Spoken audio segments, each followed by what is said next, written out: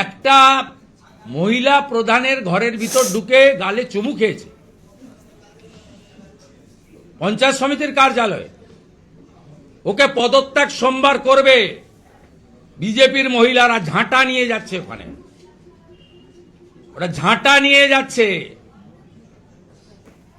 ওই প্রধানের ভাই তৃণমূল করে, আমাকে ফোন করে কেঁদেছে।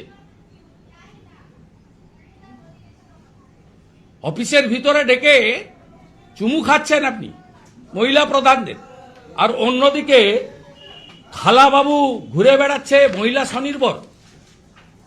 হ্যাঁ, এটাই মহিলা স্বনির্ভর। দেখলেন তো, বেটা সরাসরি মমতা বন্দ্যোপাধ্যায়কে দায়ী করছে। হয়তো শুভেন্দু অধিকারী ভুলে গেছে উনি বর্তমান যে রাজনৈতিক দলটা করে, সে রাজনৈতিক দলের বাটপার কতগুলো আছে উনি সবই জানেন। রেপিস্টের নাম উনি বসে বসে বলে দেবো। কি বড় বড় কথা বলছে উনি। রেপিস্টের নামগুলো না উনি খুব ভালোভাবেই জানেন। উনি যে রাজনৈতিক দল করে, কে কাকে চুমু খাবে, কোথায় খাবে, সেটিকে মমতা বন্দ্যোপাধ্যায় ঠিক করে দেয় নাকি? যে এই অপদার্থরা বসে বসে মমতা বন্দ্যোপাধ্যায়কে দোষারোপ করছে, স্বনির্ভর মহিলা স্বনির্ভর। আপনাদের খগেন মুর্মুকে চিনেন? ভোট চাইতে গিয়ে ওপেনলিভাবে চুমু খেয়েছিল। মানে জনগণকে আপনার কাছ থেকে কে কাকে এখন চুমু খাচ্ছে, কোন মহিলা আপনাকে ফোন করে কেঁদেছে, সেই রেকর্ডিংটা আপনি শোনাতে পারছেন না।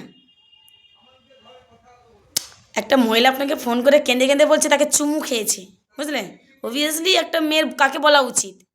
কোনো পরপুরুষ যদি অন্য মেয়ের সাথে কিছু খারাপ যদি কিছু করে, সেই মেয়ে প্রথম কেঁদে কার কাছে বলে? আশা করি বুঝে গেছেন শুভেন্দু অধিকারী। একটা মেয়ে প্রথম হচ্ছে তার জীবনসঙ্গীর কাছেই কেঁদে বলে যে অমুক লোক আমার সাথে এটা করেছে। সেই ভদ্র মহিলা আপনাকে বললো, অথচ আপনি রেকর্ডিং শোনাতে পারছেন না, যেখানে আপনার কাছে সব কিছু রেকর্ড দেন, আর আপনি ওটা রেকর্ডিং শোনাতে পারছেন না।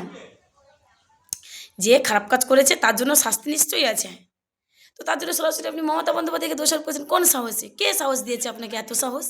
কোথা থেকে পাচ্ছেন আপনি? এই যে আপনি বিয়ে করেনি, উদ্মাদের পাগলের মতো বকছেন, এর জন্য ভুলে মমতা বন্দ্যোপাধ্যায়কে দায়ী করবেন না। এটার জন্য কিন্তু শিশু অধিকারীই দায়ী।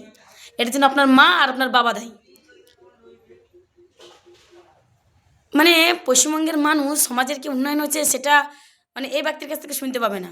কে কাকে চুমু খেয়েছে, কে কার সাথে কী করেছে, সব পশ্চিমবঙ্গের এইসব নারীরা ওনাকেই ফোন করে বলে। হ্যাঁ, উনি বা সোনারই যোগ্য একমাত্র, তাই না?